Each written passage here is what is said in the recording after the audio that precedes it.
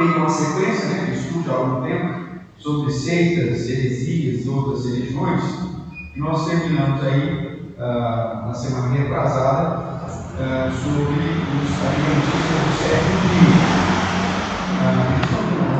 As pessoas que às vezes ficam um pouco incomodadas quando a gente estuda sobre seitas, heresias e outras religiões, porque a gente vai tratar de algumas denominações conhecidas, e aí parece que, puxa vida, né? Será que é preciso estudar isso?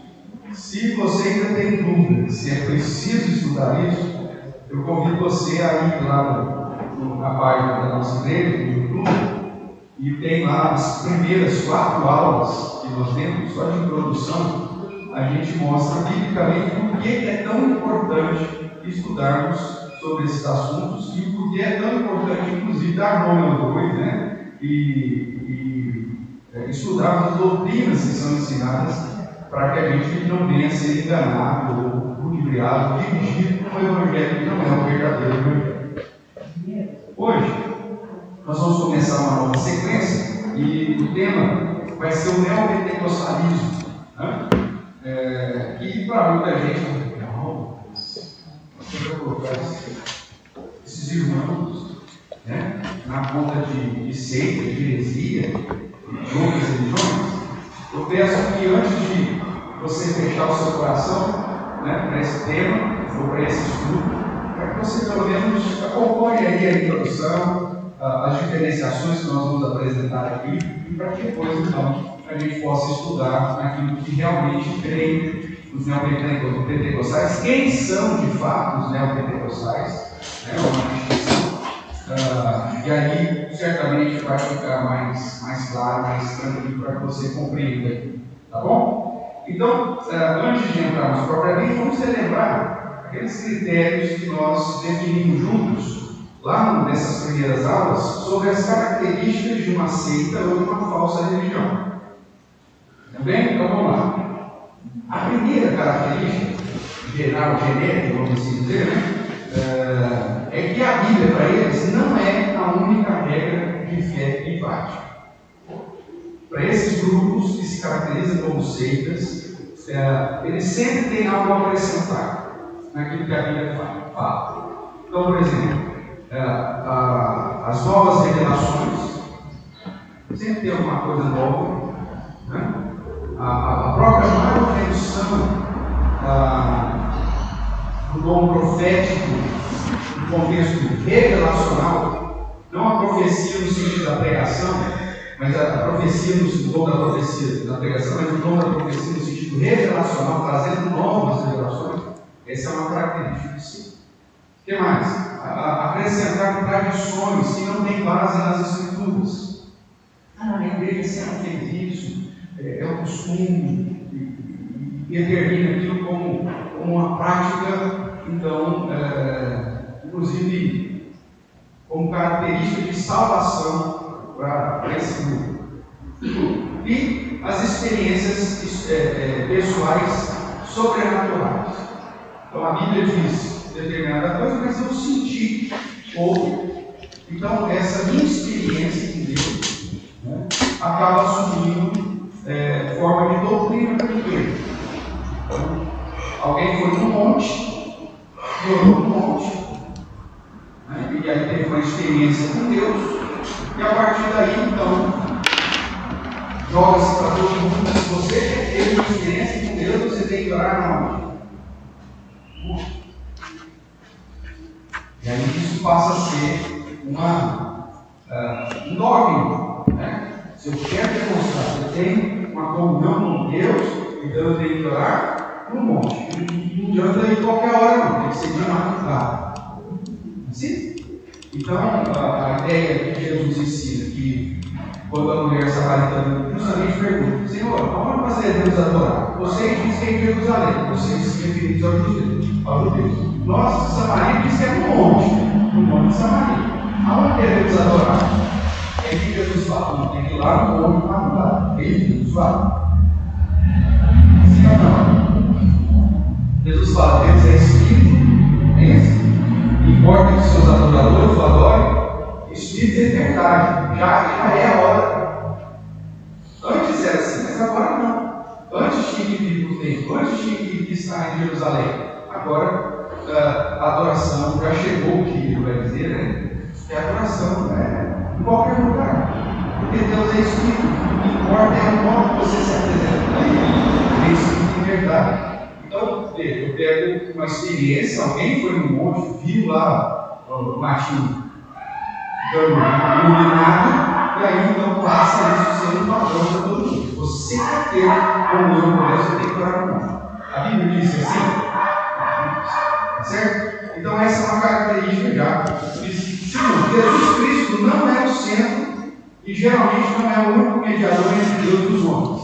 Eles até exaltam Jesus, mas não com Deus encarnado, principalmente nas grandes seitas, né? Outra característica é a salvação não é pela graça de Deus. A salvação depende do esforço humano. Então o homem deve esforçar-se para obter a salvação através de práticas cerimoniais, através de aquisição de objetos sacros e através de rituais que são necessários. Então, quando você despreza a salvação pela revelação das Escrituras, que é de graça e pela graça de Deus, você coloca alguma coisa para associar isso, para somar a isso. Jesus morreu na cruz para nos salvar. Verdade. Só que você precisa fazer determinada coisa para a sua salvação. Jesus morreu na cruz de modo suficiente. Maravilhoso. Só que você precisa participar de um culto de libertação. Você tem que fazer uma sessão de estamento. Você tem que participar do processo do desencapetamento. Porque aquilo que Jesus fez na cruz não é suficiente para a sua salvação. Então ele sempre agrega alguma coisa a mais, né? Você tem que comprar a água ungida pelo pastor tal que veio do Rio Jordão. Ou você tem que pingar 3 gotinhas da água do Mar Morto que vem na garrafinha que o apóstolo fundamental trouxe. E aí eles fazem propaganda nesse sentido. Olha, nós estamos aqui em Israel, você pagou a passagem comigo, estamos aqui em Israel por você. E nós estamos levando, mostra uma garrafinha, estamos levando água que estamos pegando aqui, o bispo vai pegar, nós vamos levar, e você vai ter o privilégio de comprar essa aqui, vai resolver todos os seus problemas. Acrescentando sempre alguma coisa, a salvação de Deus no meio pela obra de Cristo, mas por alguma coisa a mais. Certo? O que mais? A interpretação da liderança e os seus novos escritos, muitas vezes, tem maior autoridade do que a própria Bíblia. Essa nova revelação acaba gerando, então, novos escritos, e esses novos escritos acabam gerando base para novas doutrinas. E não sei se você já observou, por exemplo, nessas igrejas pentecostais que enfatizam bastante a Bíblia, né?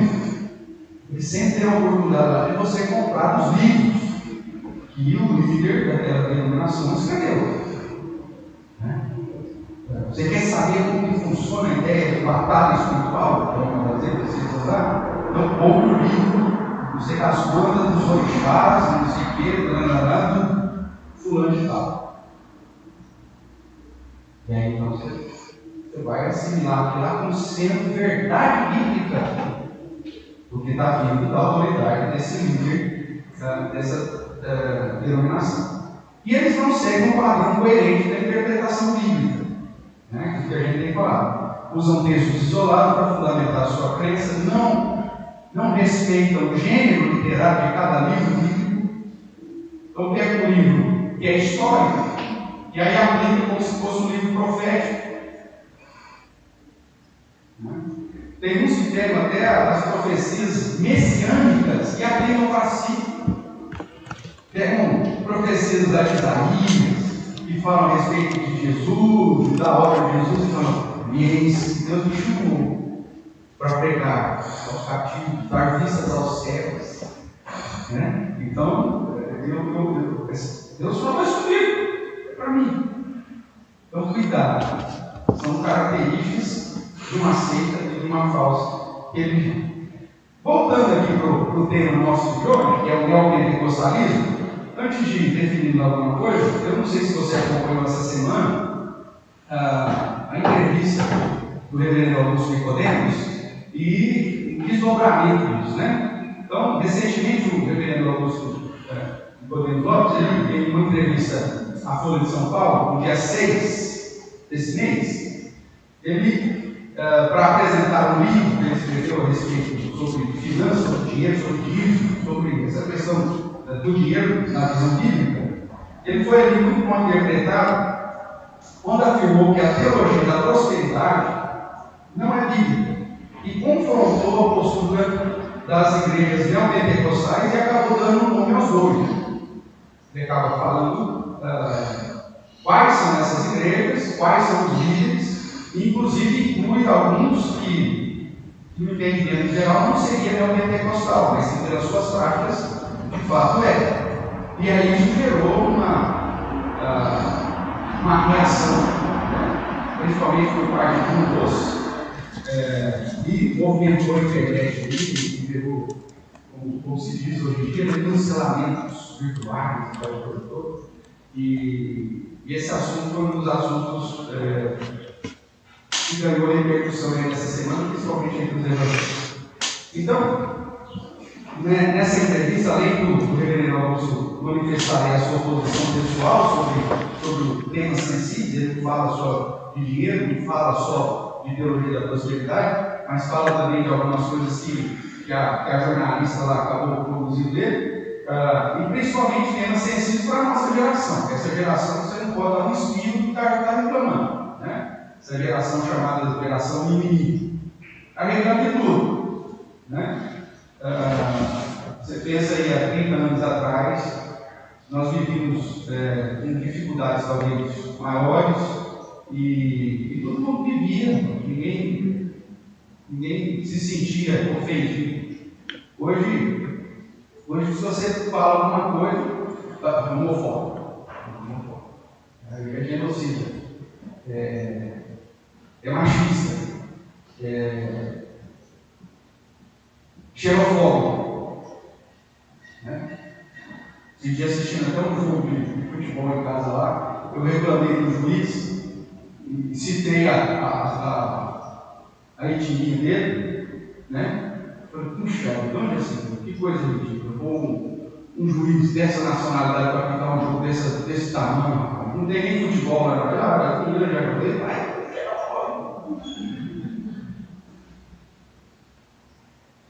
Quem acompanha aqui o campeonato romeno de futebol está entre os maiores campeonatos de futebol do país, porque você tem assinatura só do campeonato romeno, ou não? Você conhece? Conhece algum jogador de grande expressão? Você até tem algum cara que é bonzinho, mas de grande expressão para ele, melhor seleção do mundo, momento é um momento. Aí eu falei, puxa vida, esse cara que não está acostumado a apitar campeonato de expressão nenhuma, põe para apitar um jogo importante. Não, vai fazer. Aí eu falei, não importa os dados do campeonato romeno, só porque o cara é romeno, eu vou vender, pronto, isso chegou.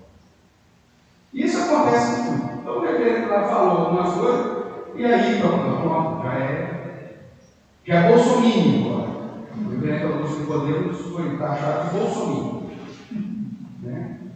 Porque mencionou que, dependendo do número de candidatos, que ele teria que escolher entre o menos pior. E aí, então, ele votaria no Bolsonaro. Na expectativa dele, na visão dele. Bolsonaro não é bom, mas dependendo de quem for concorrer, é o menos pior, então ele votaria. Então, no Bolsonaro, ele vota no Bolsonaro. Então, essa é a geração que nós estamos vivendo. E isso acontece também dentro do contexto da igreja. Quando muitas vezes você defende a doutrina bíblica dentro da igreja, você passa a ser um fanático. Você passa a ser intolerante. amor cristão. Porque a própria igreja está influenciada por todas essas questões e por essa geração. E quando você diz, olha, a Bíblia é um absoluto, você fala, esse cara não é digno de ser ouvido, não é digno de acompanhar os ouvidos dele, porque ele acredita em absoluto. Num mundo tão relativo como o nosso. E muitas pessoas têm, inclusive, deixado, né, de estudar a própria Bíblia, porque a Bíblia ela vai bater no martelo e dizer, ó, sim, é sim, não, é não, isso pode, isso não pode, e o padrão cristão é esse ou aquele, e pode amor. E a ilusão da massa, os incomodados se mudam, então, cara, eu vou deixar, vou abandonar a igreja, isso aí não é mais para mim, onde já se viu uma situação dessa. Porque são extremos, se procura o perigo. E nos dois extremos. Nos dois extremos. Então, tudo que você fala hoje é complicado. O simples fato de nós assumirmos responsavelmente, aderirmos ao protocolo sanitário, já é situação de discórdia para muita gente. Só que você abre 30% da presença, aí cadê os 60%? Queria ver para mim.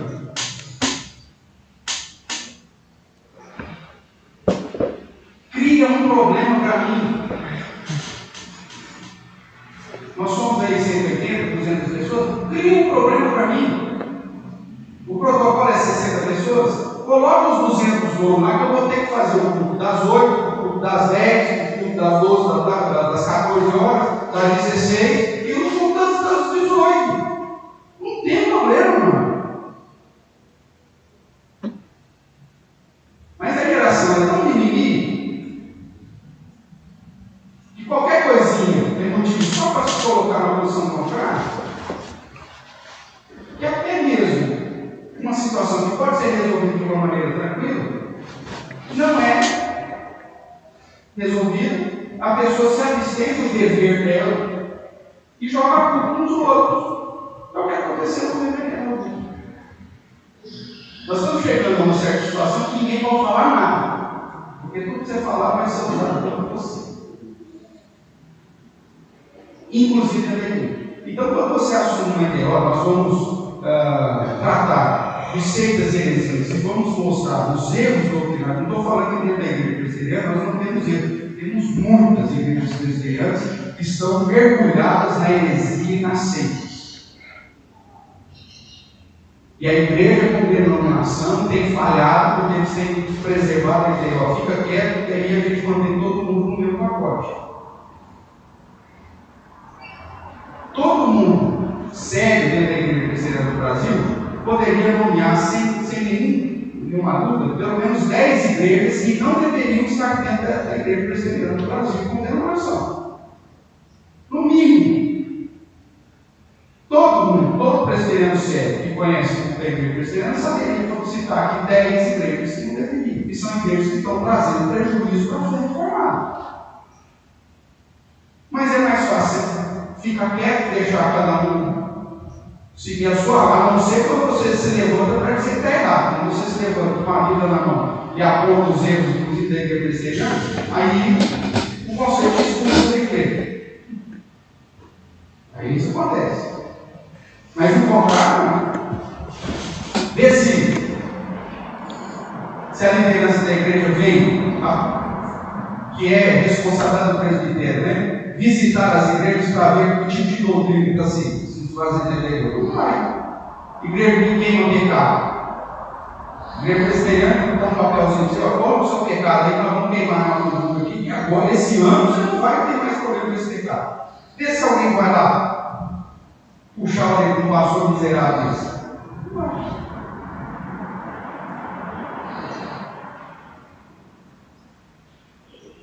Que quebra o princípio teológico do reformador. Eu já falei isso aqui uma vez, eu digo, irmãos, nós estamos numa luta que não é só contra os poderes externos, é contra a própria igreja. E não é agora, é desde a de Paulo. Nós estamos fazendo uma sequência de estudos aí nas cartas pastorais. Você vê que a luta que Paulo apresenta para Timóteo, para Tito, está relacionado a gente dentro da igreja. Então nós precisamos estudar a doutrina para nos preservar. Porque daqui a pouco não haverá um grupo razoável de cristãos verdadeiros. Vai ficar o topo, né? O topo assim, ó, cortado lá no rente ao chão. Não é aquele topo que dá para você sentar em cima. E se fosse um topo que dá para você sentar, fazer dele uma mesinha, aí você fala, ele vai fazer não, vai ser o topo lá no talo. E aí nós precisamos estar atentos. Você vê essa situação, depois se você quiser acompanhar, pela folha, tem vários outras páginas que reproduzir pelo menos parte da entrevista. Você vai ver que ele não fala nada demais. Ele, nessa linha de peculiar, ele foi um rei só. Todo mundo. Inclusive crentes. Que alguém que defendeu uma postura, inclusive, tranquila com o pastor, que independente se é presbiteriano ou não, mas que foi lá e falou o que tinha que falar, inclusive crente, dessa linha. Mas por que esses crentes fazem isso? Porque não conhecem, porque não sabem, porque não entendem, né?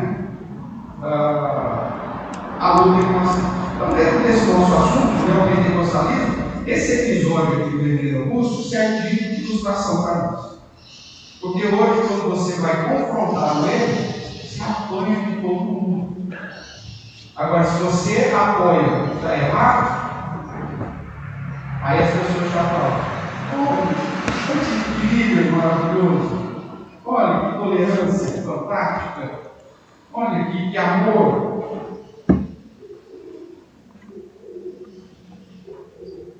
Olha só, não sei se você acompanhou a sessão do Supremo Tribunal tratando sobre a questão dos decretos constitucionais ou não, e reparem nacionalista, eles são verdade para lá, mas que ridículo, né? O papel do Supremo Tribunal Federal não é trazer nova interpretação, mas é defender aquilo que a Constituição diz claramente. E a liberdade religiosa é um direito de todos nós, né? Mas infelizmente nós estamos com juízes, né, que não cumprem exatamente a sua função. Mas não sei se vocês acompanharam lá, e tem um negócio que eu não sabia, que eu até perguntei para o nosso irmão Diácono Márcio, que é aquele amigos curi. Né? E acompanhando lá a TPF, lá aparecia esse tal do amigos curi, lá dentro da linguagem política. E isso quer dizer, nós somos amigos da causa, de um homem simplista. Né? Então são pessoas que entram com um documento, com uma referendo, dizendo: olha, não concordando nem com o pedido. Aí teve um cara lá, um dos partidos, que entrou com um pedido para ser amigo escuro, para defender a causa. E o Supremo Tribunal concedeu, então, todo mundo que pediu teve a oportunidade de ter 5 minutos para falar. E o infeliz, usando desse argumento, foi lá e falou contra. Porque se abrir as igrejas, tem que haver as reuniões LGBT. Reunião LGBT é religião agora? Fala para mim. É possível que daqui a pouco eles vão transformar essa religião para poder ter liberdade. Né? Esses caras, tudo bem, louco, e vão colocar divindade, alguma divindade promíscua aí para ser adorada. Mas hoje nós não usamos. Aí o cara faz um negócio desse, usa uma estratégia como amigo, só para apresentar uma situação que a lei já ajudar com a sua própria. Esse é o mundo que nós estamos chegar num determinado momento, nós vamos ter que definir. Esse negócio de rota é complicado, mas nós vamos ter que definir quem é quem. Até para cumprir os princípios bíblicos, porque a palavra do Senhor diz que aqueles que não seguem a sã doutrina, você não tem nem que cumprimentá-los, nem muito menos recebê-los em casa.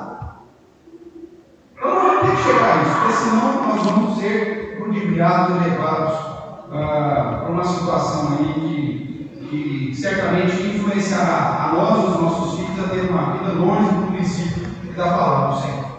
Vamos ver aqui alguns versos bíblicos que vão servir de fundamento para o nosso estudo em questão. Eu convido você primeiro a abrir na segunda epístola de Pedro, capítulo 2. Segunda epístola de Pedro, capítulo 2, os versos de 1 a 3. Lembrando que nós estamos tratando da igreja do passalismo, ainda vamos definir o que é isso, mas eu quero chamar já a sua atenção para pelo menos termos em mente esses versos aqui, para fundamentar a nossa linha de raciocínio e pensamento. Então, segunda de Pedro, capítulo 2, versos de 1 a 3. Então, vamos ver todos juntos? Diz assim: assim como no meio do povo surgiram falsos profetas, assim também haverá entre vós falsos mestres, os quais introduzirão dissimuladamente heresias destruidoras, até ao ponto de renegarem o soberano Senhor que os resgatou, trazendo sobre si mesmos repentina destruição. E muitos seguirão as suas práticas libertinas, e por causa deles será infamado o caminho da verdade. Também, movidos por avareza, farão comércio de vós com palavras fictícias, para eles o juízo lavrado a longo tempo não tarda, e a sua destruição não torna. Vejam os falsos mestres os quais introduzirão dissimuladamente heresias, ao ponto de renegar o Senhor, o soberano Senhor que nos resgatou. A obra de Jesus Cristo na cruz não é mais suficiente. Você tem que participar da libertação, da campanha não sei do que, da corrente não sei do que. Você tem que comprar o objeto tal. Ou seja, aquilo que Cristo fez na cruz não é suficiente para a sua salvação. Vão fazer comércio de vós, com palavras fictícias. Você tem que conduzir a atenção algum grupo específico. Quando você lê isso aqui, puxa vida, que bom que nós não temos isso no nosso mundo. É isso que você pensa? Você fala assim, puxa vida, parece que está falando com tal. Ou não? Sim ou não? Sim. Ok? Então, essa é a realidade. Vamos ver outro texto aqui. Vamos de trás para frente. Vamos pegar o texto de Timóteo, que está mais perto aqui, é mais fácil você achar. Timóteo, capítulo 6, 1 Timóteo 6, verso 3 e diante.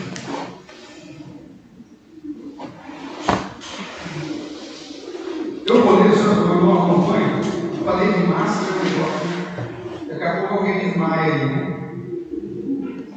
Então eu vou ler, você acompanha.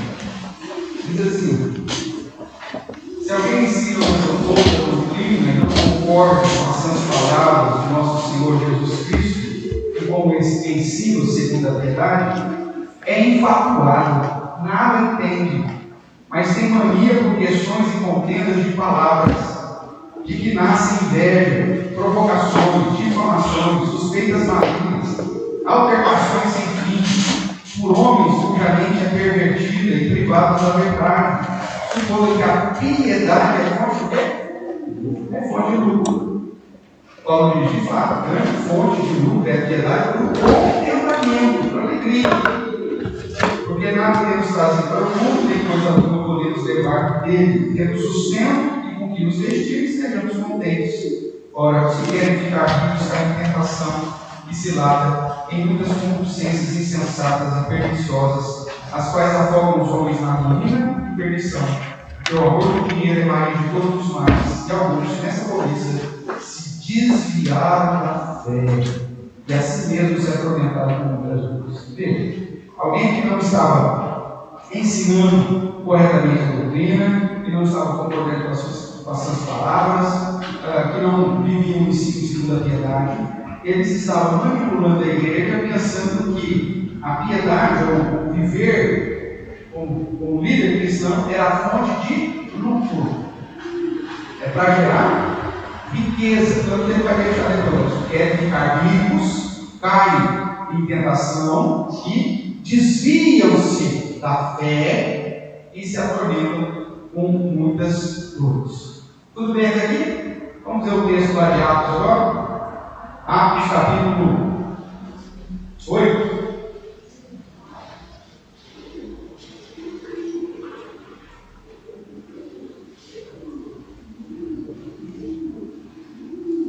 Atos capítulo 8, verso 9 em diante.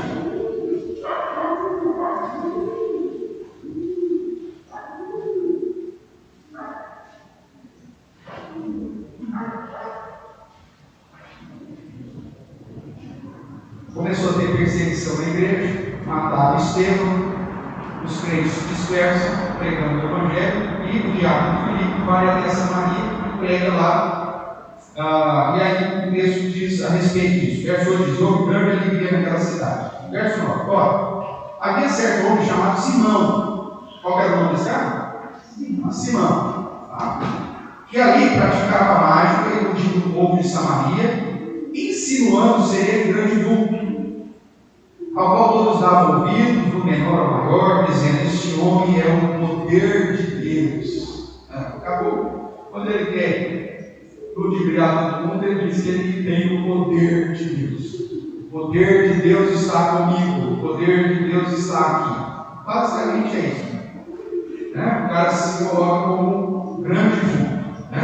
Aí ele vai colocar como slogan da sua igreja justamente isso: igreja do Zé Ruela, o poder de Deus está aqui. Porque é assim que ele vai fazer a sua propaganda. Era assim que Simão fazia. Então, este homem é o poder de Deus chamado grande poder. Aderiram a ele porque havia muito os iludiam com mágicas. Quando, porém, deram crédito a Filipe, os evangelizavam a respeito do reino de Deus, no nome de Jesus Cristo, iam sendo batizados assim homens como mulheres. O próprio Simão abraçou a fé, tendo sido batizado, e acompanhava Filipe de perto, observando extasiado os sinais e grandes milagres praticados. Como os apóstolos que estavam em Jerusalém e Samaria receberam a palavra de Deus, enviaram Pedro e João, os quais desceram para lá orar por eles, para que recebessem o Espírito Santo. Porquanto não havia ainda descido sobre nenhum deles, mas somente haviam sido batizados em nome do Senhor Jesus. Aqui é para reforçar, já estudando os textos, reforçar a autoridade apostólica, mostrando que os samaritanos que o próprio Cristo havia dado a autoridade aos apóstolos, mas ao mesmo tempo mostrando que os apóstolos que Deus estava pregando ao seu povo, todos os outros povos, samaritanos e todos os outros gentios. Tá? Depois a gente vai ter que voltar a fazer isso aí, porque o pessoal jogou fora as aulas que a gente já tinha dado sobre isso, então a gente vai ter que, depois para frente, tem que voltar, para pelo menos ter de novo esse material aí disponível para vocês. Inclusive, o material aí já tinha abençoado mais de 6.000 pessoas, simplesmente foi jogado fora, foi deletado, mas paciência, por isso que eu estou falando, a luta interna. Se o cara tivesse um pouquinho de ética, um mínimo de respeito e senso de temor a Deus, o que o cara teria feito? Tinha gravado tudo isso no pendrive, sei lá, falou: fulano, eu vou tirar os seus ensinos aqui, mas é material seu, porque aquelas aulas lá não eram da igreja cristã de Araraquara, aquelas aulas que eu dei lá eram minhas. Então eu falo: está ocupando muito espaço no YouTube, está tendo muitas visualizações na igreja cristã de Araraquara, nós não queremos ser divulgados, como tendo um pastor bíblico, então nós vamos tirar esse material aqui da nossa página. Então traz aí um HD, porque nós vamos copiar tudo no HD, é seu, o senhor leva, se o senhor quiser republicar depois o problema seu, né? Mas nós vamos fazer isso. Mas o pecado humano é tão terrível, a vaidade do homem é tão desgracenta, e o cara simplesmente deleta, né? E deixa de abençoar pessoas. Então eu não posso falar para você procurar as aulas que eu tenho sobre o texto de Atos, porque infelizmente, né, os inimigos da cruz de Cristo apagaram. Bom, mas se Deus quiser, Deus vai passar, porque a gente ainda vai voltar a tratar dos assuntos aqui, a gente virá para o tá bom? Mas vamos lá. Então o que acontece? Veio o Espírito Santo sobre eles, no verso 17 diz: então eles impunham as mãos e recebiam o Espírito Santo, os apóstolos de Corinto. Vendo, porém, Simão, que pelo fato de porem os apóstolos as mãos era concedido o Espírito Santo, ofereceu o quê? Dinheiro, irmãos. Esses caras só estão pensando em dinheiro. Para o comércio de vós, vão vender as coisas que você comprava, vão desprezar a obra do soberano, colocando alguma coisa para agregar a suficiência da obra de Cristo. O foco desse cara é dinheiro. E daqui que surge o termo simonia. Já ouviu falar de simonia? Simonia é a compra de objetos sagrados ou de um determinado poder para alcançar a salvação. Vem por causa de Simão. Esse termo simonia vem por causa de Simão. Ok? Então, alguém que fala assim: fulano está vendendo um pedacinho do céu. Isso é simonia. Está vendendo o sabonete dos lavandeiros, que lava todos os seus pecados. Está vendendo a vassoura, né? que varre todo o rastro do inimigo da sua casa. Isso é simonia, o termo que se usa. Tá? Por quê? Porque Simão quis comprar o dom dos apóstolos para ele continuar sendo grande vulto, para ele continuar sendo aquele que estava acima espiritualmente das pessoas. Tudo bem até aqui, irmão?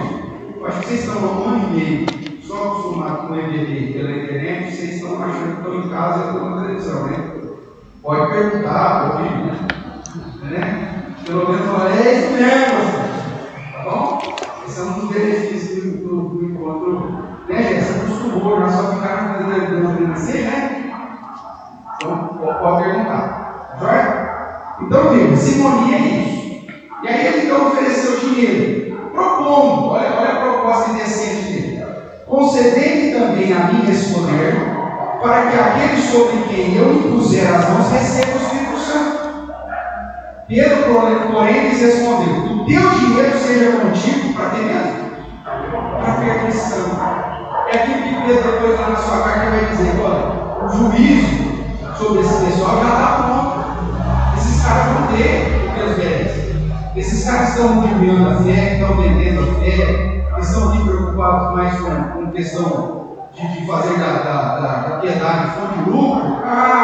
Olha que grande, repentina destruição sobre os caras. Espera aí, vai chegar. Só que aqui no caso de Simeão, Pedro já joga isso direto. Ele é o que diz: o teu dinheiro seja contigo para perdição, pois julgaste por livre em nome de Deus. Não tens parte nem sorte nesse mistério, porque o teu coração não é reto diante de Deus. Arrepende, pois a tua maldade volta ao Senhor, talvez te seja perdoado o tempo do coração, pois vejo que estás em ferro, amargura e laço de iniquidade. Respondendo, porém, Simão lhes pediu: rogai-vos por mim ao Senhor, para que nada do que disseste sobrevenha a mim.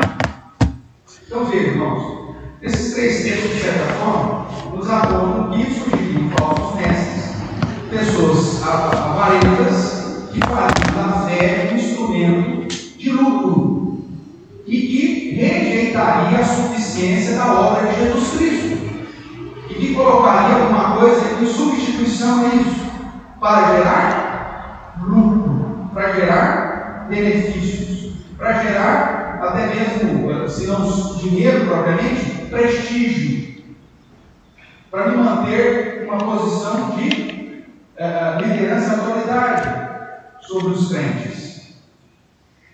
Certo? Tem gente que abraça as heresias e que incentiva a prática delas, para que eles se mantenham naquela posição de autoridade qual eles estão. Às vezes não é nem a questão financeira, mas é a manutenção da posição, porque essa posição, de certa forma, vai gerar benefícios.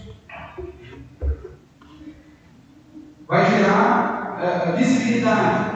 Quando você pensa numa igreja razoável, imagina uma igreja que tem aí 1000 membros. Se você está sentado dentro dos 1000 membros, você é só mais um dentro dos 1000. Mas de repente você se vê na liderança dessa igreja de 1000 membros, o que acontece? Tem 999 pessoas que vão agora colocar os olhos em quem? Em você. E dependendo da sua profissão, isso vai gerar uma probabilidade de ter recurso dessa turma. Se eu sou dentista, a pessoa estou aqui o presbítero, dentista, fulano e tal. É líder de igreja. O cara é médico, o cara é farmacêutico. Foi assim, 999 pessoas vão começar a frequentar a farmácia dele, e enquanto ele estava sentado aí na cadeira, ninguém nem sabia que ele era o farmácia. Não é assim? Então, muitas vezes as pessoas querem a posição de liderança, não porque tem parte nesse ministério, porque receberam os dons, mas porque vai gerar um benefício. O cara é advogado? Eu tenho 999 pessoas agora sabendo que eu sou advogado e que pensa que eu sou crente. E que pensa que eu sou um cara que serve o mesmo Deus dele. Isso vai trazer benefício para mim ou não? Claro. Então, não pense que é só. Quer ver um exemplo? Eu tenho uma igreja de 10 mil membros. Eu preciso de 5.000 votos para ser eleito vereador. Vou usar essa máquina ou não?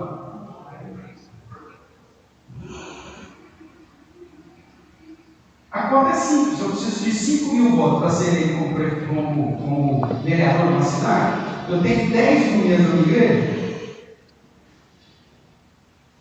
Qual é a probabilidade que eu seja? Você acha que eu vou chegar para esses 10 mil e meter a boca na mulher deles, eles vão mudar de vida e andar de modo correto? Não, meu amigo, eu vou falar para eles que nós temos condições de mudar a história do mundo e precisamos de um representante lá na casa dos vereadores.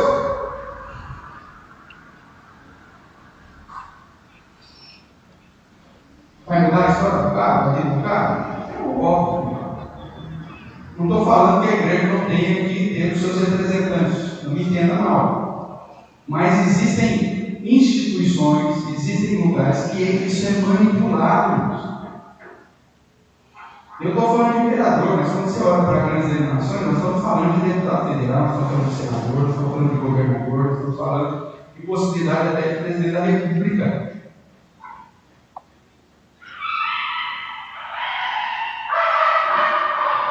Se você pensar na perspectiva, principalmente agora, que está sendo dada de uma luta entre o cristianismo e as forças opressoras do mal, você vai ter voto até de outros grupos cristãos. Isso pode gerar benefício ou não? Não é à toa que o cara, quando ele sai para concorrer a alguma coisa, ele não abre mão do seu título. O bispo fulano de tal, o pastor fulano de tal, o apóstolo fulano de tal.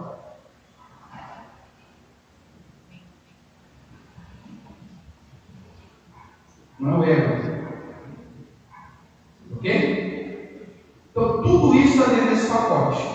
E muita gente descobriu, não pela fé verdadeira em Cristo Jesus, né, mas pela possibilidade de ter uma posição, seja na igreja, seja na sociedade, seja no âmbito político, de benefício financeiro, ele segue esse caminho.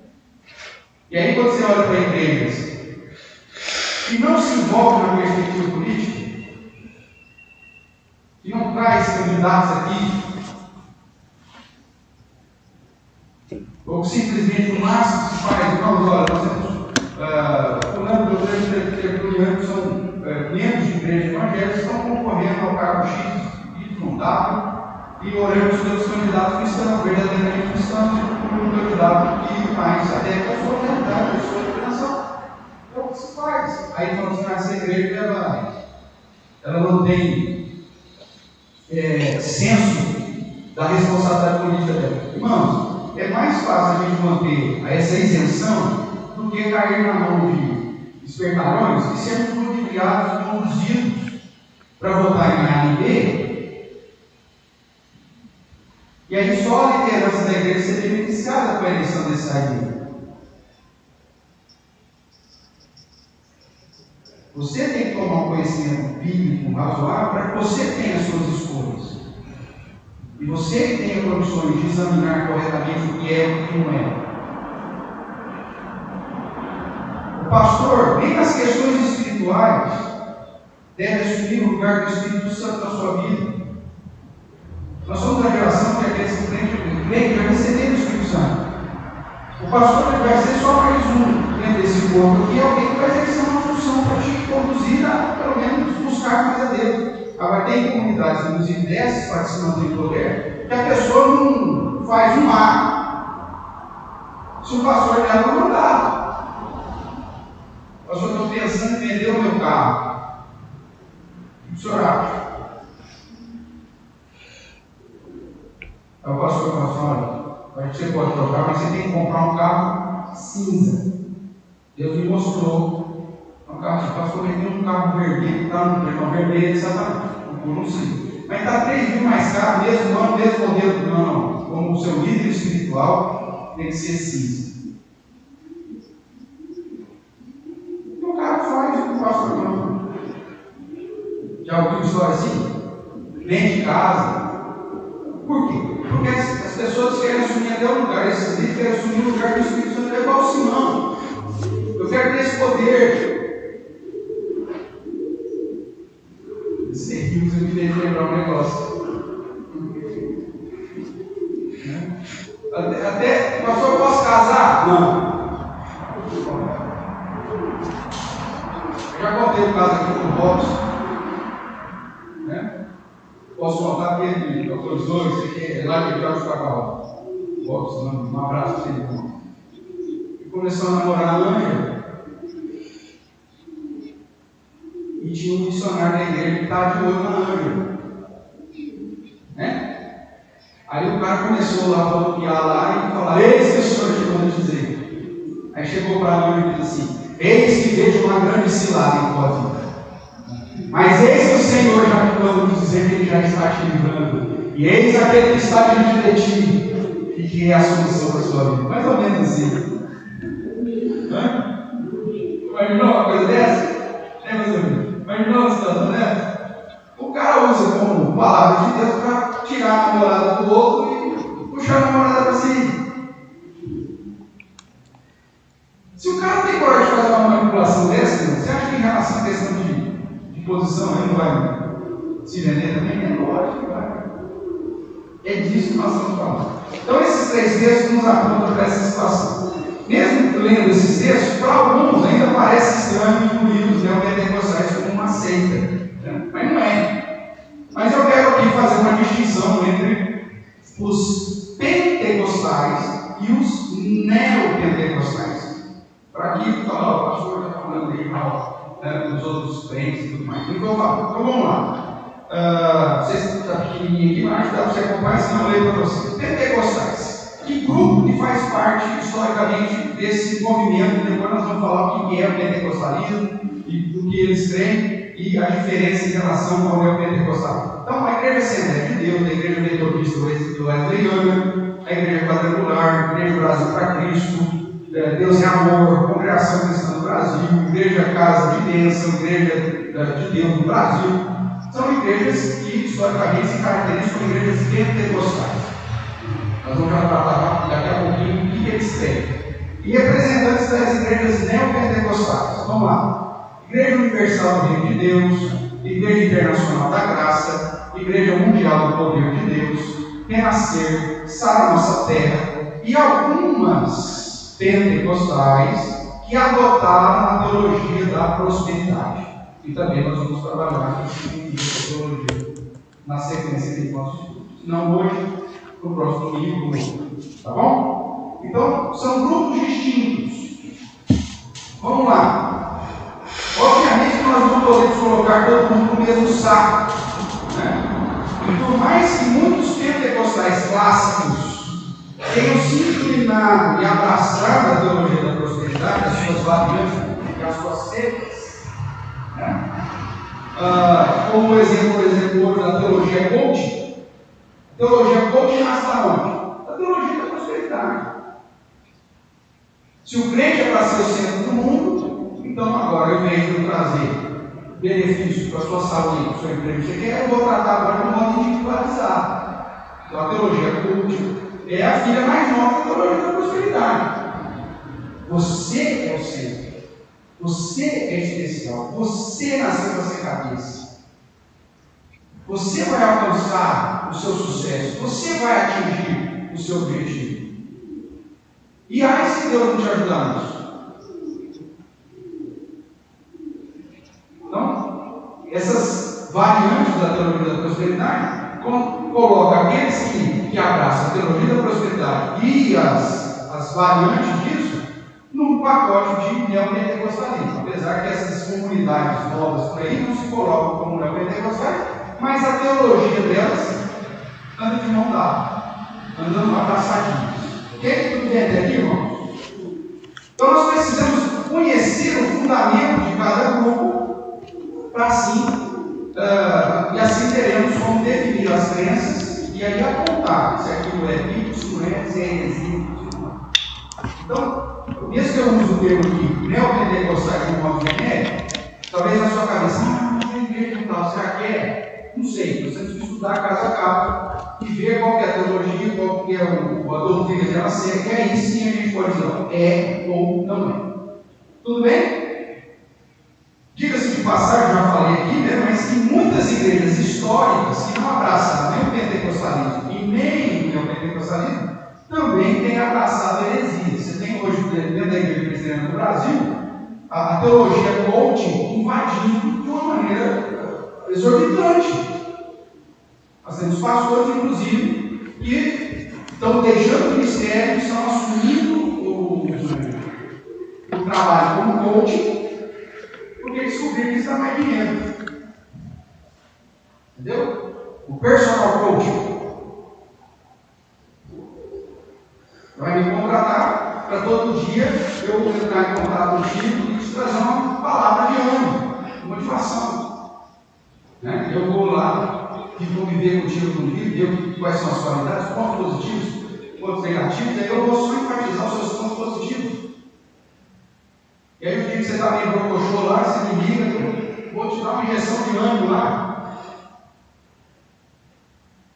E vou chegar para você e falar, hoje a sua cor é o azul, você tem grande possibilidade de encontrar o amor da sua vida e o seu número é o 33. Alguma coisa próxima do horóscopo. Esses caras aqui. Dentro da igreja presbiteriana do Brasil.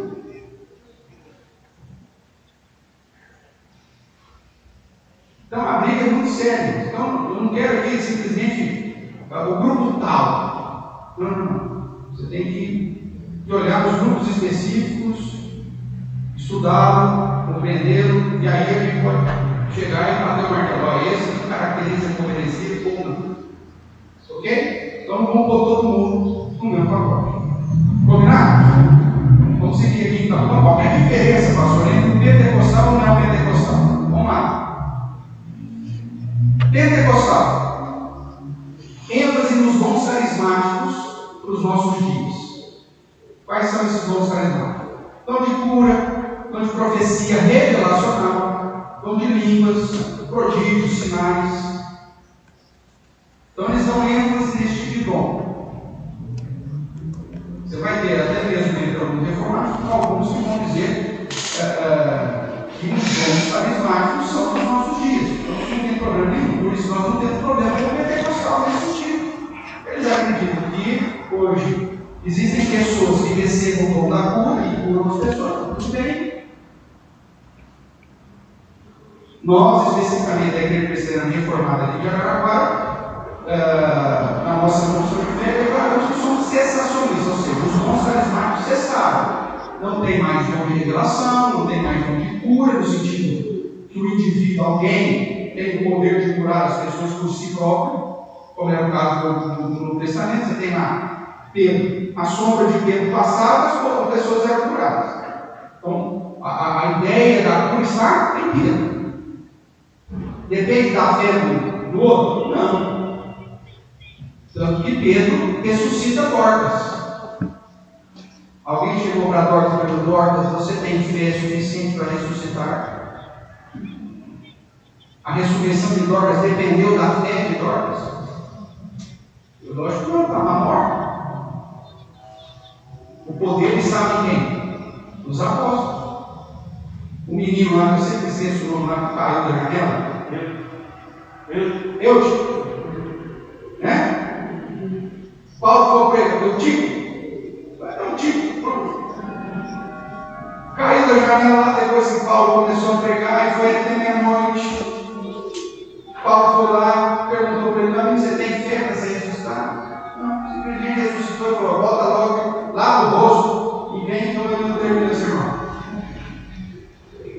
Então, veja, o dom de cura é um dom que eu recebi de Deus e independe do outro, é algo que eu tenho. Nós cremos em curas hoje? Claro que cremos. Agora, significa que eu vou, se eu tenho dom de cura, significa que se eu coloco a mão sobre você, você vai ficar curado. Você quer, né? Porque o dom está em mim. Dorcas disse: não, estava tão bom, Jesus, você vai me chamar de novo? Né? Não. Depende do outro, porque o dom está aqui. Nós cremos que esse dom cessou. Eram dons de transição para corroborar a pregação que estava sendo dada, né? O novo âmbito da revelação de Deus. Mas os pentecostais não, esses dons estão acontecendo hoje. Tudo bem, isso aqui não é um problema que nos distancia. Porque são dons bíblicos, dons que a palavra de Deus apresenta, que já existiam, eles só estão declarando: existe hoje ainda. Vocês da nossa referência quanto a isso, mas então seguimos na mesma linha, estamos adorando a Jesus e vamos. Segunda coisa, eles enfatizam o batismo com o Espírito Santo, ou do Espírito Santo, como uma experiência posterior à conversão. Inclusive, usando o texto que nós lemos aqui, de Atos 8, que é a situação lá de Samaria. Eles haviam crido na pregação de Filipe, haviam sido batizados, mas só depois que os apóstolos chegam que eles recebem o Espírito Santo. Então, o batismo do Espírito Santo, baseado no texto como esse, na visão deles, é uma experiência posterior à conversão. Você se converte, mas vai ter um momento aí na sua vida que você vai ter o batismo com o Espírito Santo. Que no caso das igrejas pentecostais tem que ter manifestação de línguas. Apesar que o texto lá de Atos 8, que fala dos samaritanos, não tem manifestação de línguas. Por quê? Porque tanto os judeus, os apóstolos, quanto os samaritanos falavam a língua. Bem, mas eles colocam como doutrina que hoje as pessoas se convertem depois de um determinado momento. Fruto da sua busca, você vai receber o batismo com o Espírito Santo. E para confirmar o batismo com o Espírito Santo, você tem que ter a manifestação de dons de línguas. A segunda bênção que a gente essa é uma doutrina que também não nos coloca em situações opostas. Nós não cremos assim. Nós temos a visão bíblica de que o crente recebe o selo, recebe o batismo do Espírito Santo no momento em que crê, no momento da regeneração, no momento da conversão.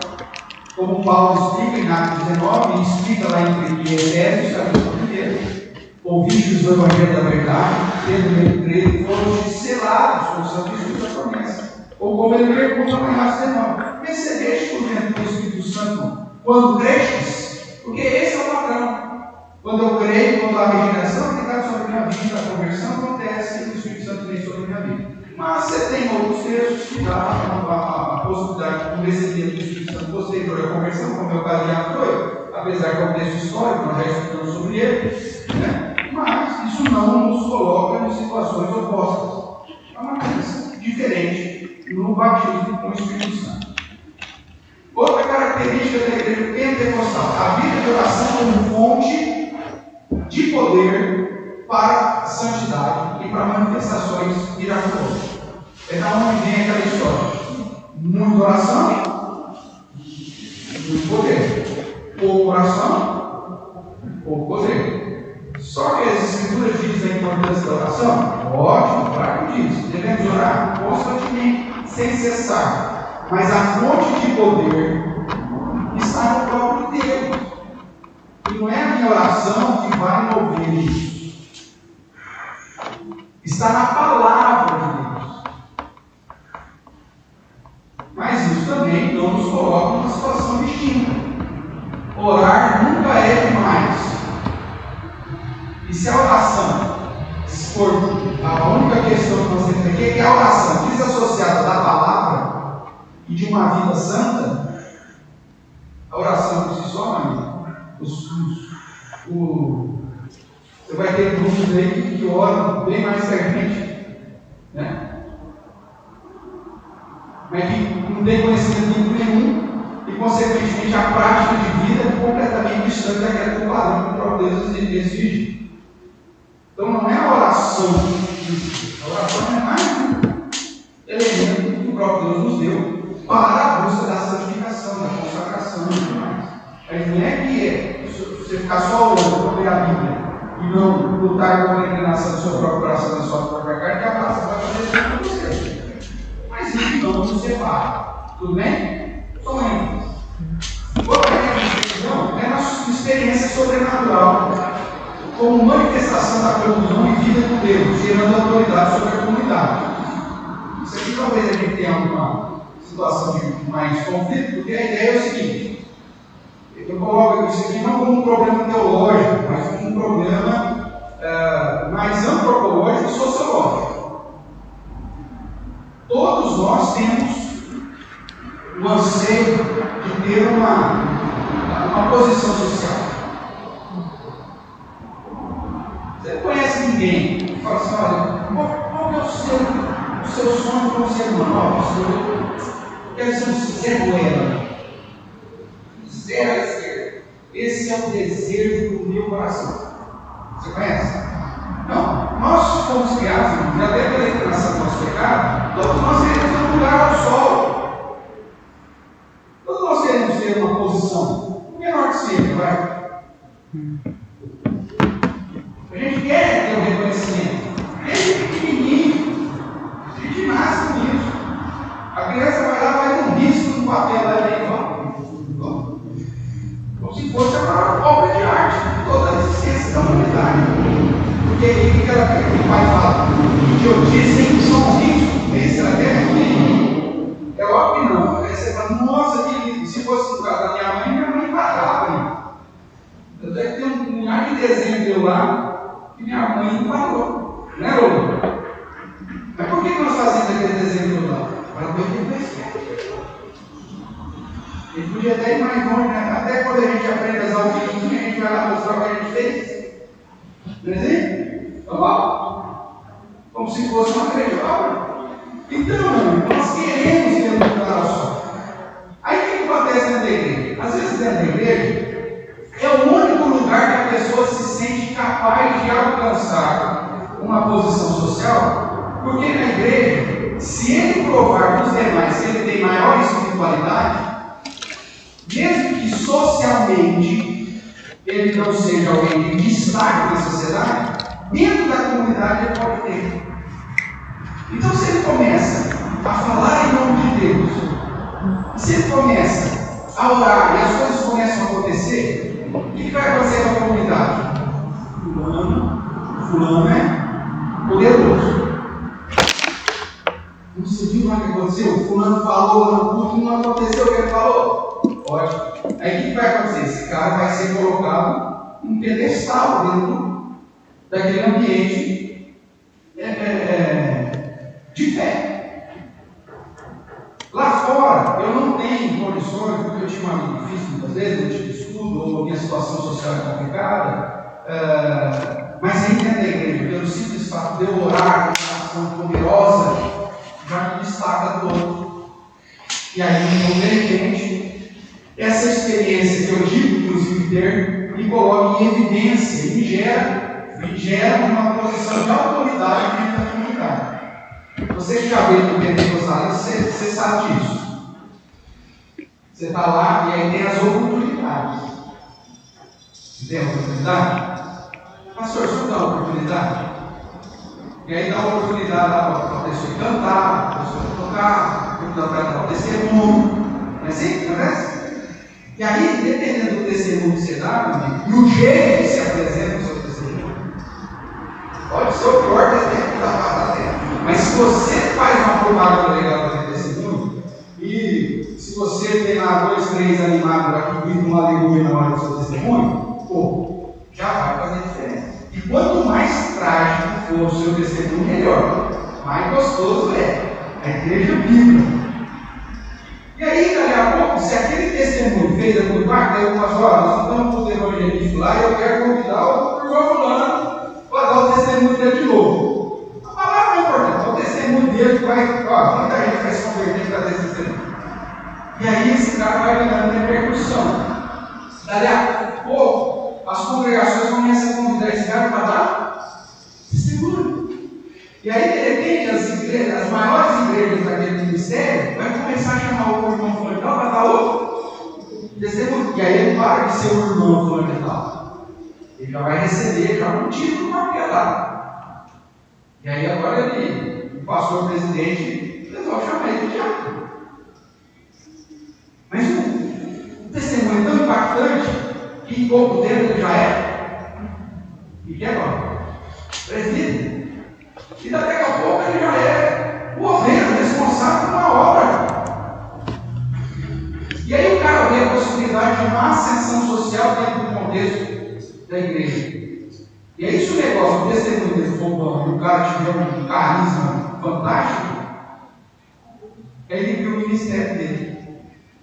E aí ele passa a ser o pastor, presidente. Aí como ele viu tudo que aconteceu, ele sabe qual é o caminho das pedras. Aí ele, como pastor presidente, ele tem lá uma comunidade e começa a se levantar um irmãozinho lá com um testemunho parecido com ele.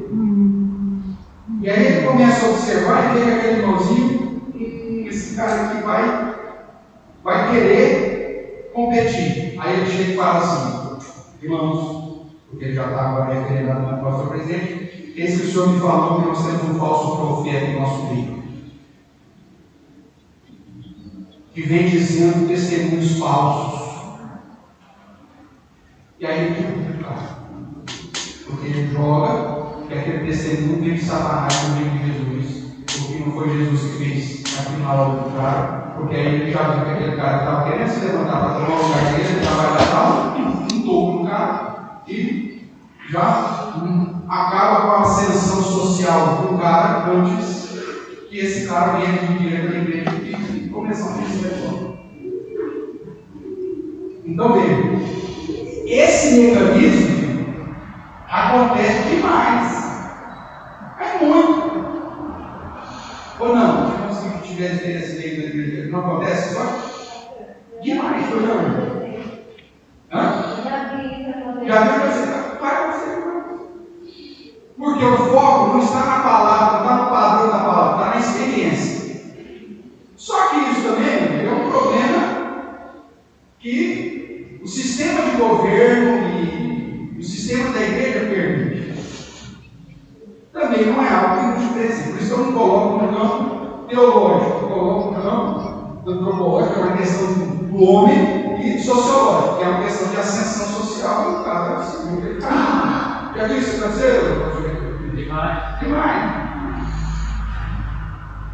Então, isso são características da igreja pentecostal. Não temos problema sério.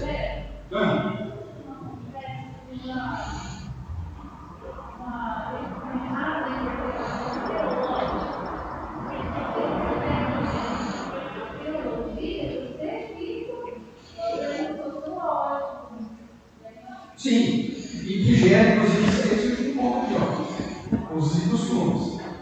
Só que, por que não se racha o negócio? Porque o foco aqui é de prática do dia dia a dia. Tudo isso aqui vai influenciar a prática do dia a dia. Vai mudar a salvação em Cristo Jesus? Não. Dentro da igreja pentecostal, só vão ser salvos aqueles que falam em línguas? Não. Então, o dom de línguas é o substituto ou um ponto para a salvação? Dentro da igreja pentecostal, não. Você vai ter muitos irmãos ali, crentes, que falam que nunca vão falar em línguas.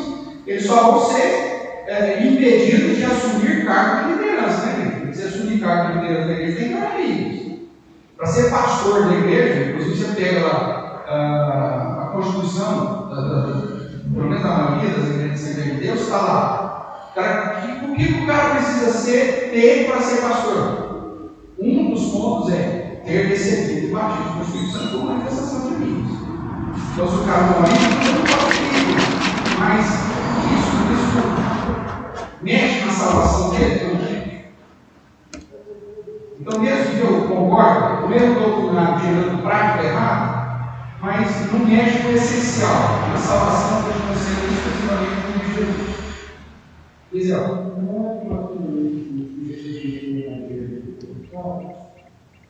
Inclusive, pastor, faz inclusive.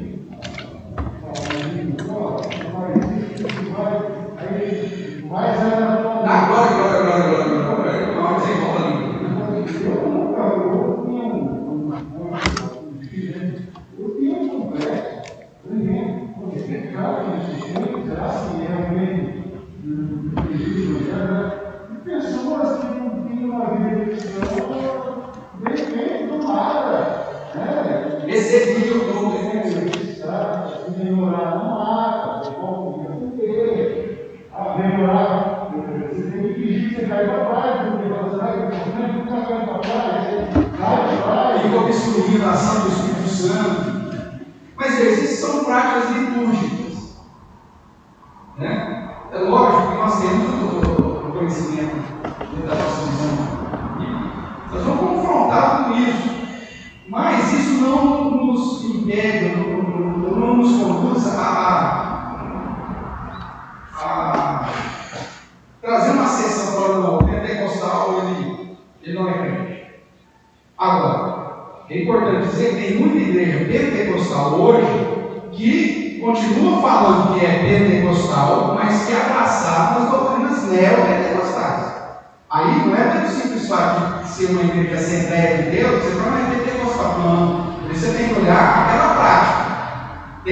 Nós estamos falando aqui do pentecostal clássico, que inclusive enfatizava uma prática de santidade muito grande.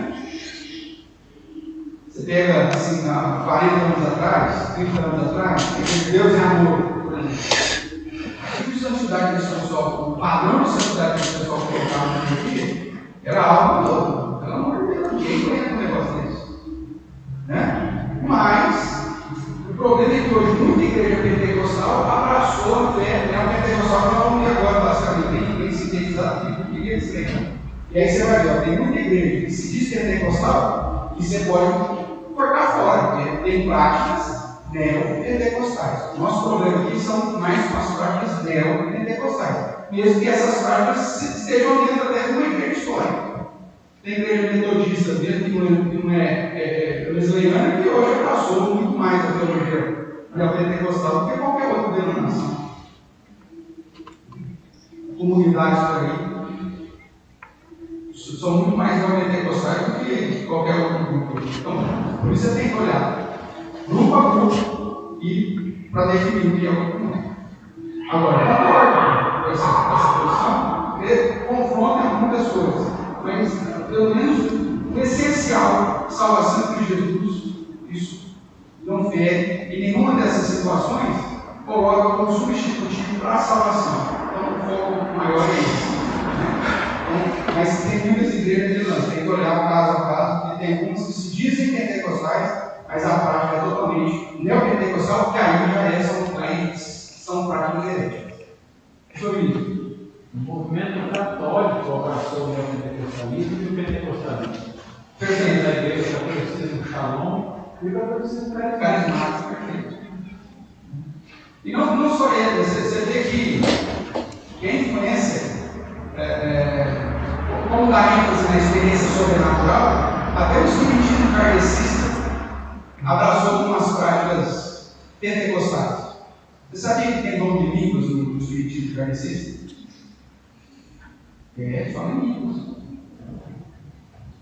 É isso.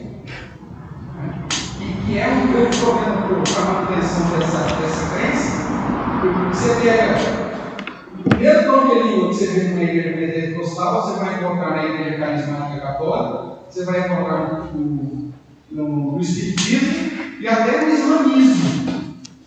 Você vai encontrar sobrenaturais. Então, é um dos pontos que, inclusive, apimenta ainda mais o estudo, né, sobre o dom de línguas como manifestação do Pai do Espírito Santo. Porque senão, daqui a pouco você vai dizer qual que é o verdadeiro. O da igreja católica, o espiritismo, o islamismo ou o da igreja pentecostal? Que batismo que é o verdadeiro? Como que eu posso definir qual é o verdadeiro? Se, inclusive, o Chico de Canta não é a mesma coisa que fala. Porque os fonemas são os mesmos. Já foi provado, inclusive, que aquela glossolalia é simplesmente a pronúncia de fonemas dentro da língua materna do cara, né? De um modo aleatório. E aí, como você fala? Qual que foi realmente o Espírito Santo? Da igreja pentecostal? Dos carismáticos? Que continua idolatrando Maria? Do Espiritismo? Do islamismo? Mas isso aqui é um outro assunto. Vamos caminhar aí para o nosso tempo, pelo menos fechar aqui a diferença entre o pentecostal e o neopentecostal. Então vamos ver agora o neopentecostal. O neopentecostal, além das posturas do pentecostal, eles creem no batismo do Espírito Santo, né? Na experiência. Então todos aqueles outros pontos lá, eles mantêm, de certa forma, talvez rejeite usos e costumes, esse aí praticamente eles jogam fora. Você vai na igreja universal, tem para deixar bem público lá? Sim ou não? Tem. Não é um uso e costume para ele. Se a mulher vai de calça comprida, você vai de vestido, vai para ele. Não tem usos e costumes. Né? Então, talvez isso diferencie dos pentecostais. Porque os pentecostais históricos, a ênfase no uso e costume é sério. Né? O corta-cabelo, nem as poucas duplas, né? Maquiagem uma seita, sapato vermelho de jeito nenhum. Tem que ter um uso e costume livre. Né? Agora, o neopentecostal ele já não se prende a isso. Mas vamos lá. O que diferencia? Isso passou por esses 3 enquanto tem na igreja pentecostal. Tá, você vai ver que tem coisa que vai visar nas duas canoas. A autoridade espiritual dos líderes, como ungidos, atribuindo títulos aos mesmos e sendo sinônimo da autoridade do próprio Deus. Na igreja pentecostal, o líder era alguém especial? Sim, alguém especial. Alguém digno de respeito? Sim. O pastor, o missionário. Agora, no neopentecostalismo, isso passa a patamares divinos. O cara não é só um líder mais, é um ungido. Tanto que ele não é só um pastor, ele é bispo. Mas bispo ficou pouco. Então agora ele é apóstolo, ressuscita o período apostólico, porque agora ressuscitando o período apostólico, eu tenho dom de cura, porque esse dom de cura é um dom apostólico, então eu sou apóstolo, por isso eu tenho dom de cura. Ele ressuscita o apostolado e, consequentemente, as credenciais do apostolado. Os sinais, prodígios, maravilhas, tal. E aí agora eu não sou mais o apóstolo. O apóstolo está ficando pequeno, ele já tem muito. Então agora eu sou o pai apóstolo. Daqui a pouco eu sou o ser de Deus. E daqui a pouco Deus vai ficar em cima do plano, porque eu vou passar por cima dele. Entendeu? Então, no meu de autoridade, como ungidos, né, de títulos, e a autoridade dele é a própria autoridade de Deus. O que ele fala é Deus falando. Por isso você pega, por exemplo, grupos, comunidades evangélicas, aí está lá, comunidade evangélica, ministério, não sei das quantas, do apóstolo, fulano de tal, não sei das quantas, lá do bairro do Parque. E aí vamos dizer o seguinte, depois também, e vai estar na inauguração da nossa igreja, o apóstolo fulano de tal. Meu Deus do céu, Jesus é importante, mas a presença do apóstolo é mais importante que tudo. E aquela história do Charles Chaplin, né, que participou do concurso de quem parecia mais com ele, ele foi em segundo lugar. Né? O próprio Chaplin foi e pegou em segundo lugar. Quando Jesus vem, Jesus é deixado no canto, põe uma cadeira no canto, mas o apóstolo, o ano tal, eles põem na cadeira. Outra coisa que você vai ver no pentecostalismo, né? Que herda do pentecostal, essa honraria aos outros. Você tem mais cadeira atrás do público que na frente do público. Tem ver que você vai em 2 fileiras, 3 fileiras. E se você está na terceira fileira, você não. Na hora que você passou para a segunda fileira, meu amigo. Se sentou na primeira fileira, então. Aí o pentecostal, né? O pentecostal o que faz? Ele não dá tanta ênfase a isso, porque o foco vai ser no líder. Então você vai na igreja, né? O pentecostal não tem cadeira. Mas o foco está no.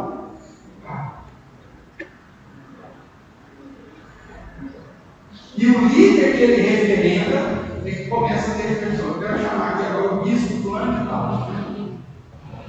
O apóstolo chamou o bispo desse bispo tal. E aí eles vão enfatizar tudo na figura do líder. Na figura daquele que está na frente.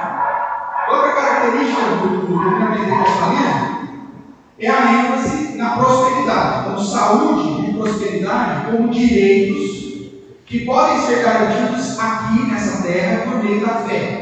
Deus é obrigado a te abençoar. E aí eles definem, os livros, definem estratégia para a prosperidade. Campanhas, a venda de objetos sagrados, correntes, não sei o que. Tem um vídeo do Rodrigo Macedo, né? Aquele vídeo antigo, onde ele ensina os pastores da Igreja Universal a arrecadar dinheiro, chamado vídeo do Odal 10. Se você pesquisar lá, você vai ver. Ele chega, você tem que ter coragem. Você é o cara deles. Você tem que ser o herói deles. E você tem que chegar para ele e falar: olha, meu amigo, você tem que dar. Porque se Deus vai te abençoar, isso aí. E aí eu peguei a Bíblia e joguei a Bíblia lá. Joguei a Bíblia no chão. Ó Deus, cumpre o que está nessa palavra aqui, então vamos embora. E o povo vai te aplaudir, o povo vai falar: eu quero ter coragem em você. Eu quero ver um líder que confronta até Deus se for preciso. Ele é um líder, e se tiver que chegar para Deus e exigir de Deus para te abençoar, é o cara que vai comprar essa briga para você. Então ele tem que ver isso em você. E ele ensina os pastores então a ter essa postura de confronto, né? E de exigir a saúde e a bênção, decretando, eu decreto, é a oração da fé, né? A oração da fé, a oração poderosa. Então, como tem ungido, a oração desse ungido vale mais que a sua oração. E é um modo que ele vai aplicar essa oração. Então, se tiver esse poder, que dá até uma adrenalina, né, na gente, você ouve o cara lá, meu Deus do céu, você entra em estado de, né, oração, taquicardia, e se o cara não grita mais, pronto. Se você não está de fala na igreja, é um perigo. Então, toda essa situação, meu, faz parte desse cenário para que ele se mostre poderoso. E aí, se não acontece a saúde e a prosperidade na sua vida, sabe quem é a culpa? Duas pessoas inicialmente. Primeiro, de Satanás. E é por isso que você precisa participar da campanha dos 52 domingos, sem faltar um, dando oferta em todos eles. ou da campanha não sei das quantas, ou da sessão do choro do Rio de Dentes, não tem que dizer lá. E se mesmo assim você não conseguir a saúde e a prosperidade, então o diabo não é mais o culpado, porque ele já expulsou o diabo da sua vida, mas então você passa a ser o culpado, porque você ou falhou na campanha. Você veio 52 domingos? 52 domingos é o ano inteiro. Você veio 52 domingos na campanha? Ah, pastor, eu faltei no domingo. Você quer ver uma corrente, cara? Como você quer agora ter saúde? Como você quer ter prosperidade? São apenas 52 domingos. Você me faltou um, cara. Aí o cara falou, não, eu vim todos. Você chegou atrasado na rua? Pastor, eu demorei para estacionar o carro, cheguei atrasado. E você quer que Deus te abençoe? Você chegou atrasado? Tem que vai fazer. Começa 52 domingos. É, joga você. E se achar o cara que veio, chegou cedo, 52 domingos, ele fala assim, mas só estou feio. Você foi justo na data e na hora, mas me faltou fé. E aí ele joga com você de qualquer jeito. Então isso é multiplicação. Por isso que o neopentecostalismo é uma seita. Isso o neopentecostalismo é heresia. E é por isso que nós cortamos fora. Tá certo? O que mais? A confissão positiva. E aí nós somos influenciados. Na verdade, nós somos influenciados muito pelo neopentecostalismo. Tanto que é o seguinte, se porventura em algum momento eu envio o diácono Roberto, o diácono Sérgio, pode fazer uma visita, e para orar por você na sua casa, mas cadê o pastor?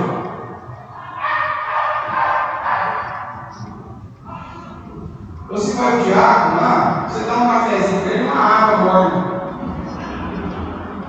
Mas o pastor fala assim, ó, eu preciso me visitar. Aí o que você faz? Aí você fala assim, não, eu pastor, velho.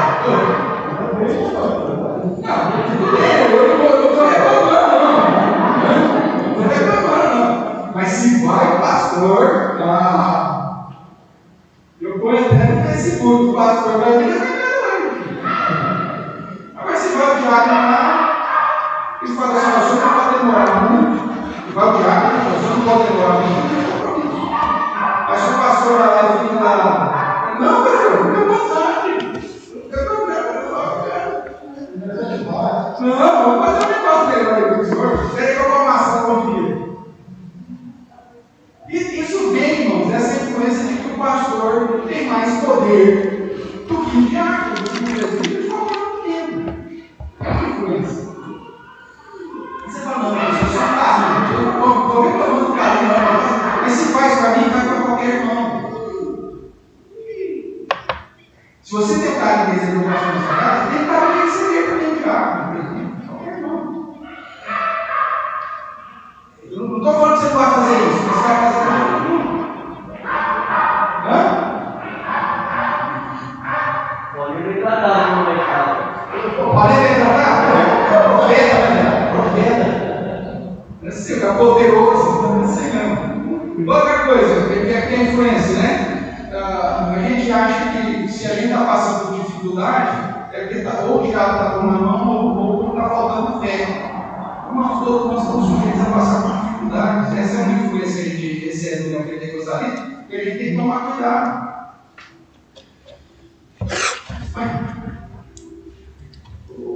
Nossa família no caso vai estragar, porque ele passou a vida útil dele, vai, isso não tem nada a ver com Satanás, né? Isso tem com capitalismo, porque cada vez mais é feito, o produto que vai dar cada 5 anos vai ser trocado, isso não tem nada a ver com Satanás, por uma manipulação.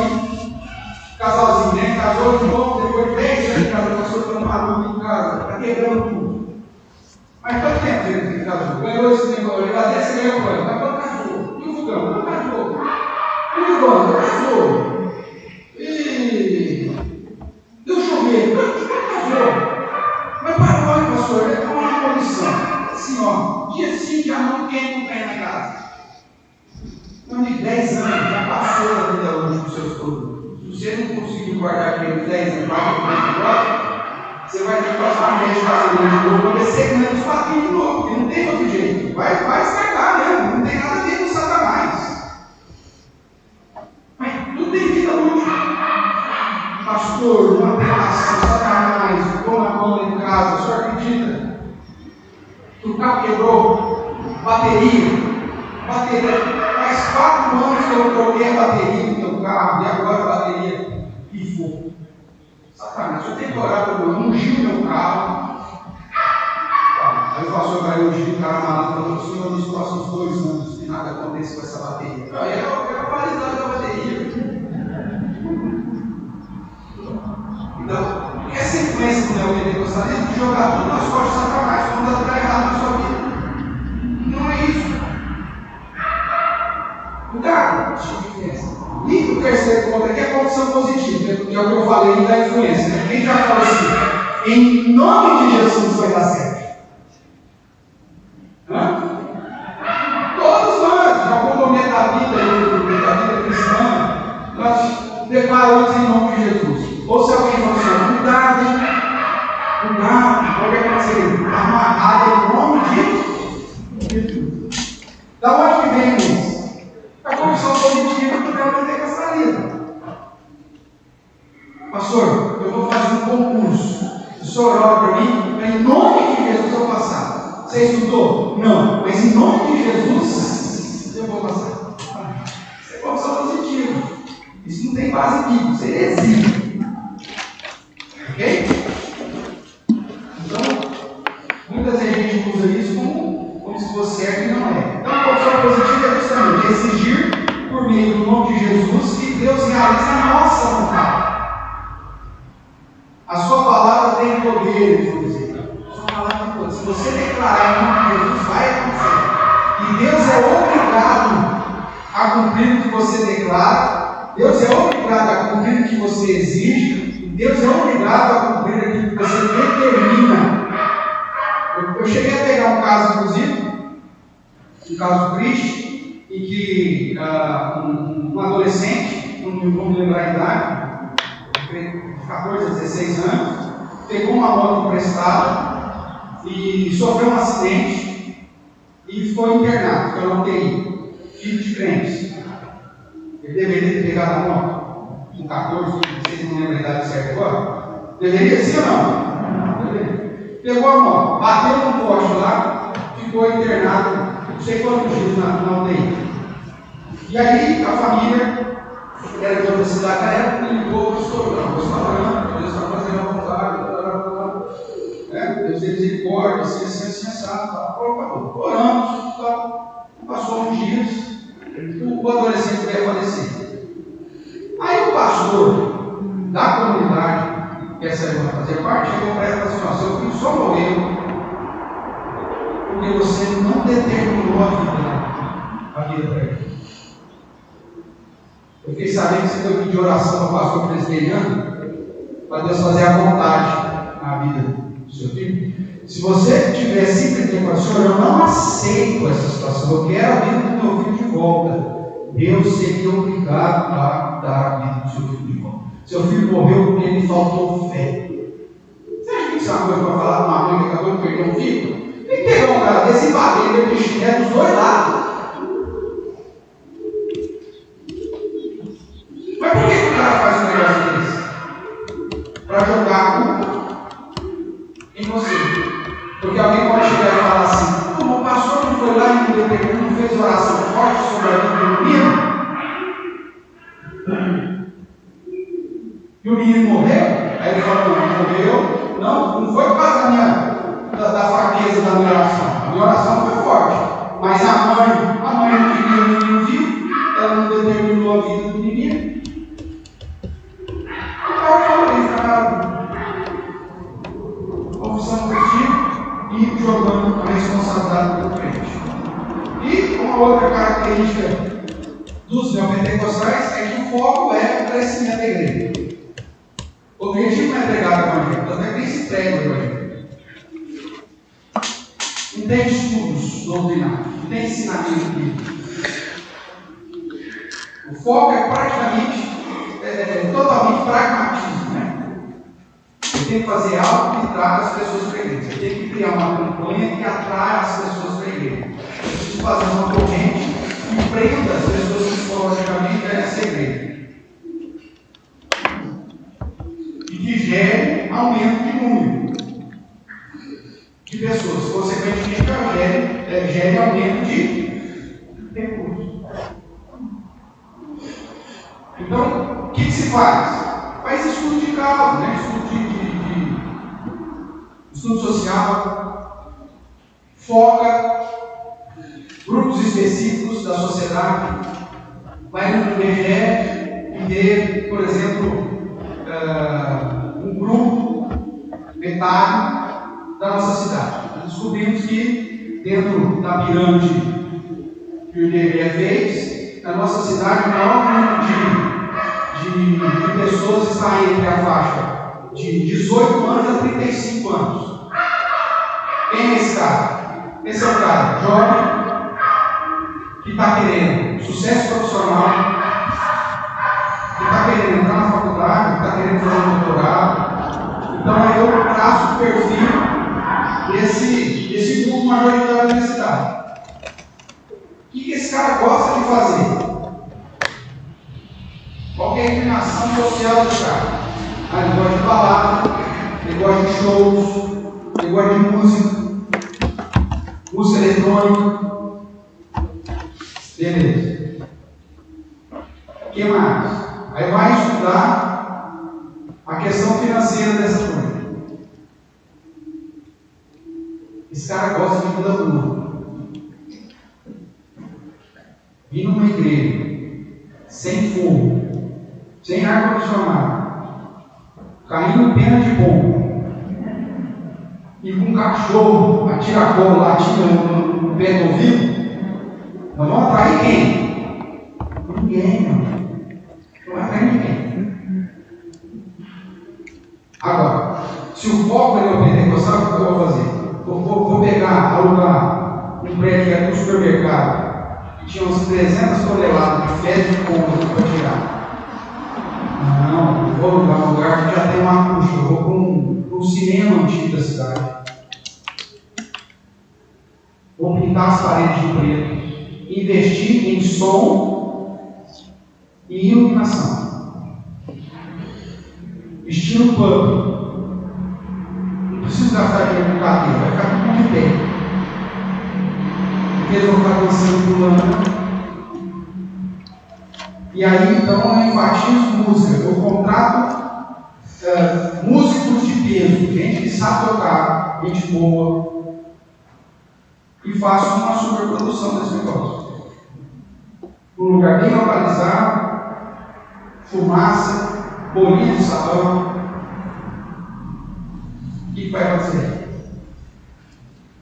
Que não confronta, que não exige pecado, que não exige o abandono do pecado, que não exige mudança de vida, que não chama você para fazer um tirão e estado para limpar. Né? O foco é isso, aí o que acontece? E aí, geralmente, eu trago alguém conhecido para fazer a inauguração desse negócio. Vou trazer uma banda conhecida aí, igual. Eu até compartilhei com um grupo, eu não sei nem que pastor que é, nem que é, mas que eu recebi, que é uma expressão de uma igreja neopentecostal dos moldes modernos, de coaching. Música tocando no fundo,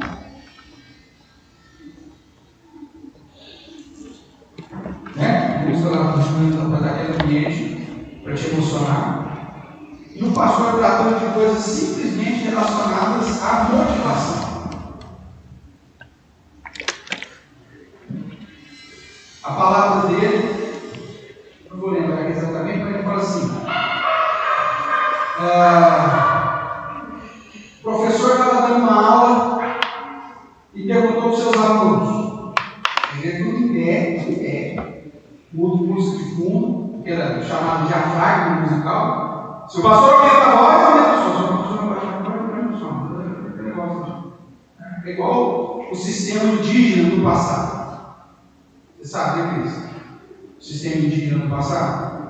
Ele só tinha um bumbo. Eles falam.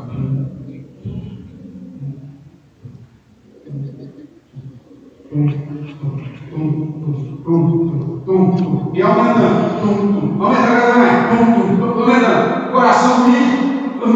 Aí daqui a pouco o cacique gritava. Aí você fica correndo para pegar. Você foi motivado para ter. O diafragma musical das igrejas é a mesma coisa. Ele vai moldando as batidas do seu coração. Ele vai moldando a batida do coração. Aí dá uma água do lado. Mas participar do módulo, né? Era fantástico aí. Uma vez ele fez uma palestra no seminário do JMC, quando ele só no teclado,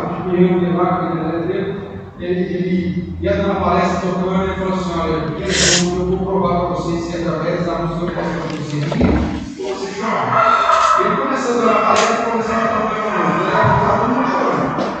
Pelos acordes. Não conseguiu você a fala, não conseguiu você a conseguir tristeza. E a probabilidade de você chorar era grande. Daí a pouco você já mudava aquela fala, e já mudava os acordes, e daí a pouco você já estava no carro, já estava feliz, e você pediu que você dê a carteira para ele, você daria. Então foi mais ou menos isso. Então o que os caras fizeram? Então o professor chegou para os alunos, com todo esse processo de arte fora aqui, e perguntou para os alunos: Martin Luther King desistiu? Aí os alunos: não, desistiu. Aí ele falou: Moisés desistiu? Aí os alunos: não desistiu. Falou lá mais alguém conhecido: fulano e tal, desistiu? Não desistiu. Aí dá um nome qualquer lá. Ele fala da Silva dos Santos, não sei das quantas, desistiu? Aí os alunos falaram: eu não conheço, igual, não sei das quantas, não sei das quantas. Você não conhece ele porque ele desistiu. Ninguém conhece quem desiste. Você não pode desistir. Você tem que ser um cara valente. Você tem que ser um cara poderoso. É igual o cara do Nalva, né? Você tem que ser um cara amável. Você tem que ser poderoso. E o que você quer? E se quem não vai chegar aqui e levantar a mão da vitória? Você pode levantar mais alto. Você pode ter uma emoção maior. Você pode ter o seu grito de leão. E o povo, ficar assim, grita ali, mano. Aí o povo fala: saia, está descendo. Aí a igreja não ficou abençoada. Só que ele chega em casa, os boletos estão pensando na mesa do mesmo jeito. Aí ele fala: para você voltar na igreja. E aí vai trazer mais gente, inclusive vai falar para o vizinho: fulano, você está nessa cacena toda aí, não está feliz, cara. Eu vi um pulo lá, agora eu grito igual leão. Deixei da minha vida de gatinho, agora eu sou leão. E se o patrão falar uma coisa, eu vou brincar com o leão. Aí o patrão manda ele embora. Ele falou: aconteceu alguma coisa errada, acho que não deve ser embora. Cuidado, irmãos, essa é a realidade que nós temos vivido. Por isso é essencial estudarmos as doutrinas que eles defendem, para que a gente não seja influenciado e para que a gente não aplique no nosso dia a dia, no nosso cristianismo, doutrinas e heresias que a gente acaba muitas vezes trazendo esse grupo chamado neopentecostal. Tudo bem até aqui? Deu para dar uma introdução aí do que nós vamos estudar? Hoje só foi a introdução.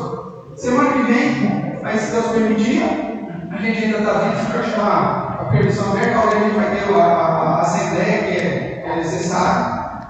Mas se não, na próxima aula da história local, a gente continua tratando sobre a pentecostal. E a gente está dando das doutrinas, pegando biblicamente cada uma delas e estudando para você ver qual que é a base, qual que é o erro, se dá para abraçar ou não doutrina dessa